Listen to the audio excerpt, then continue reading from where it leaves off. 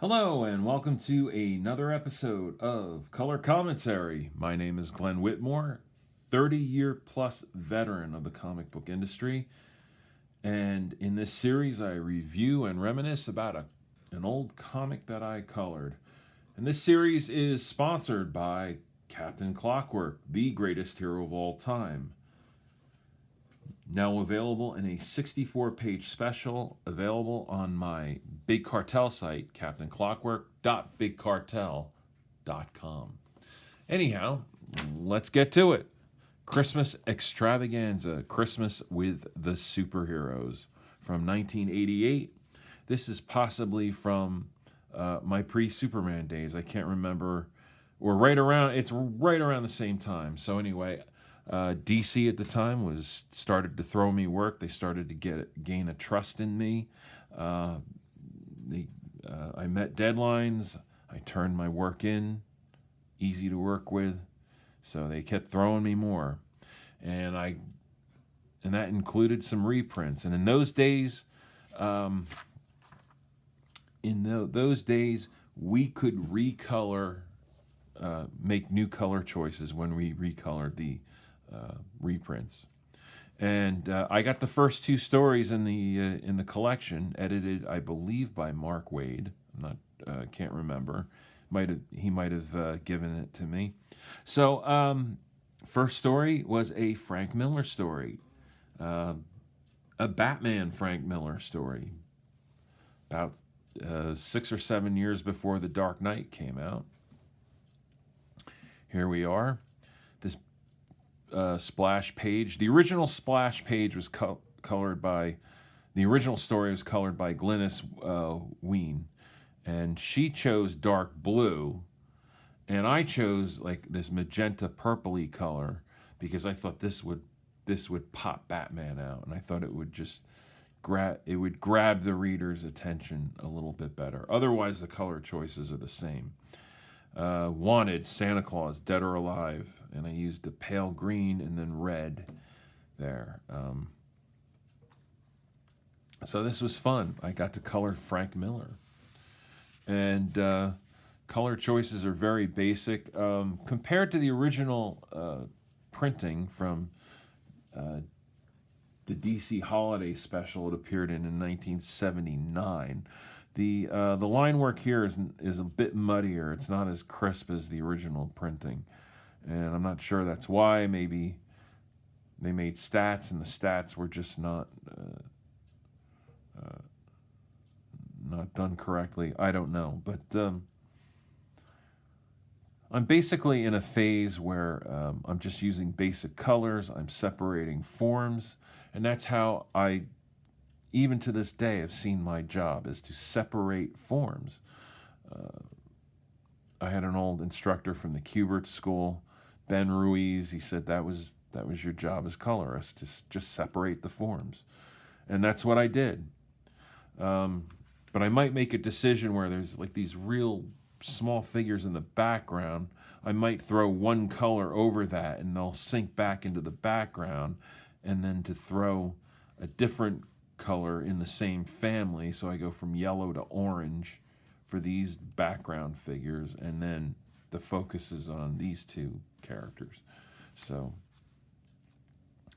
but there's also zip here in the first panel this page, which I threw a color on. In the original, there was no color on it. So I kind of made it muddier, but it's kind of problematic to have zip and then to throw color on it. So, lots of magenta for the skies. For some reason, like winter skies, I always thought like had like a pinkish purplish hue to them, especially when lit from below by buildings or shopping centers or whatever. So that's what I used. But did the old knockouts on the crowd scenes.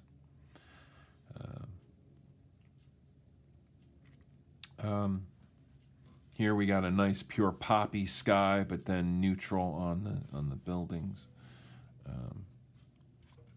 Batman here kept a straight cyan for the cape and the gloves and whatnot.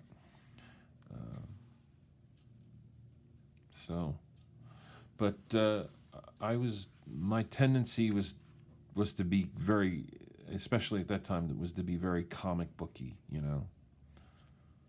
So, you know, a magenta jacket, you know, nobody wore magenta jackets like that in real life, but it separated him, it popped him out. So,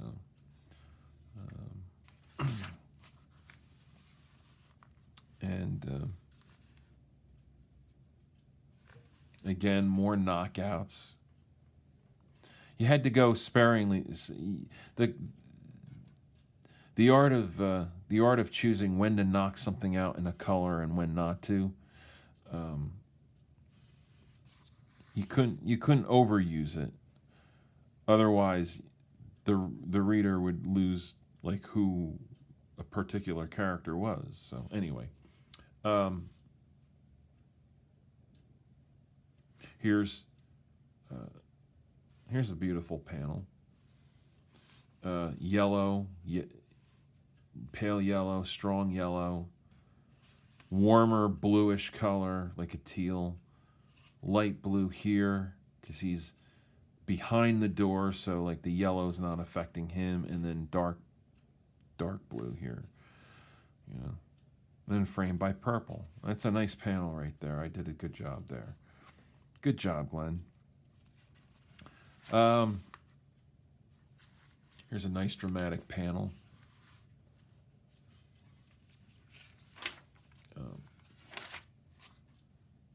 Here's a nice dramatic panel. Straight magenta, straight blue. Might have even gotten away with just yellow on the glass and not green.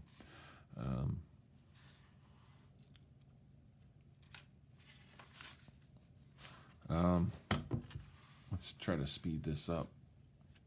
Here's where a bright white light is shining, so I knocked Batman and this guy out. And then this is just all cyan, you know, different tints of cyan, 150 in yellow. And there you go. And then things are back to normal. We got the gold statues behind. Batman pops out in blue. So, second story I colored, very basic. It was a story that I'd grown up with as a kid, so I was thrilled to be recoloring this one as well. The Man Who Murdered Santa Claus. And the original colorist gave Santa white gloves, and I gave him green. And the gold key pops out against the dark green, but the white frames the dark green of the hands. So that's what I was thinking. And Dick Dillon's layouts tended to be very, not sparse, actually.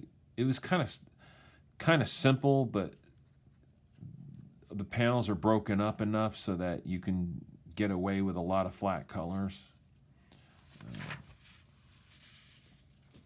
And there's a story, John Stewart gets the call to be Green Lantern because Hal Jordan slips in the bathtub and hits his head. Whoops, and I just hit that. Sorry about that, folks. So, one thing I did, I don't know, I just thought it would be cool, Green Arrow wearing a red feather in his cap rather than his traditional green feather. And but everything was kind of just basic flat colors, and it works. It works.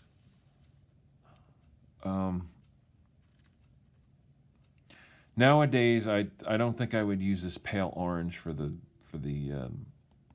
captions. I think that's just a little too heavy. I keep them pale yellow, you know. So if I made them pale yellow here, I might have done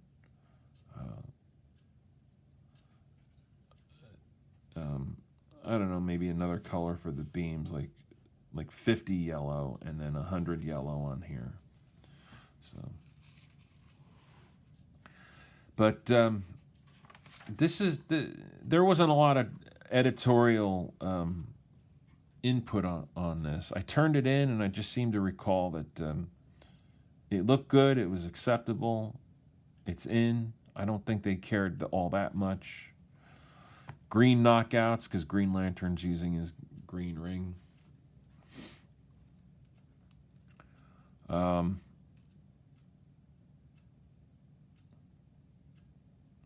I think here something kind of exciting is happening. So instead of my normal neutrals and purples and stuff, this gold in the background works just fine. You know,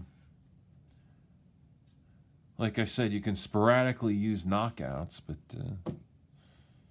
you can't overuse them, because then people don't.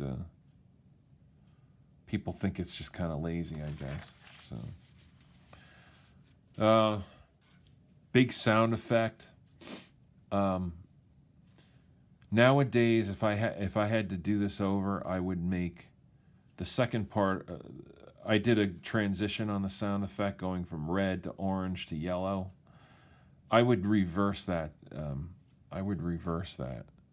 These days, because I think the second part of this sound effect is the louder one. So the louder part would be the heavier color. So, but you learn. A lot of the color guides that I did, there wasn't a lot of time to really think it out too much. Whereas if you're doing it digitally, you can. If you're doing something digitally, you're sitting there, you're looking at it for a couple of hours, and you can step back and say, oh wait, maybe I should change that background color, or this doesn't work, or that doesn't work. So, so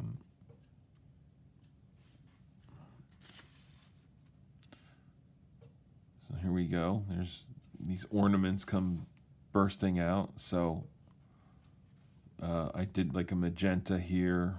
I did like a teal, kind of a teal blue here, just to make it a little different from the blue in Batman's cape.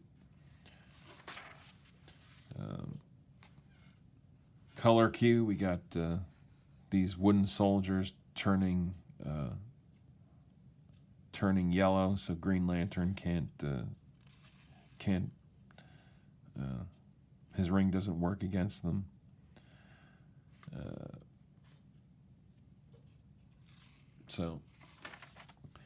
And here's a flashback. I did sort of like a monochromatic flashback thing that I would use in Superman panels later on. But this was fun. This story meant a little bit to me. It was a thrill to recolor this story, because it was one that I originally owned in this very issue here, Justice League of America 110. And I think, and like the other story, the line work and the printing are a little bit more crisper. So, crisper, not more crisper.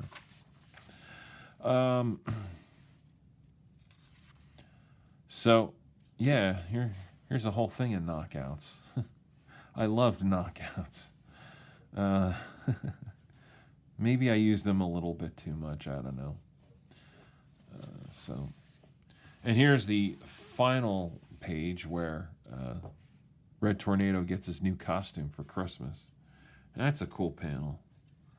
And I just remember being a kid, and I would try drawing that costume, and just getting the stripes right was kind of a challenge. But so there you go. Christmas with the superheroes.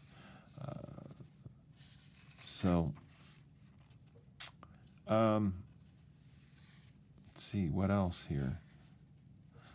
Yeah, Red Tornado, I made his tornado power things purple here. Not a lot of technical jargon here, just me sort of prattling on.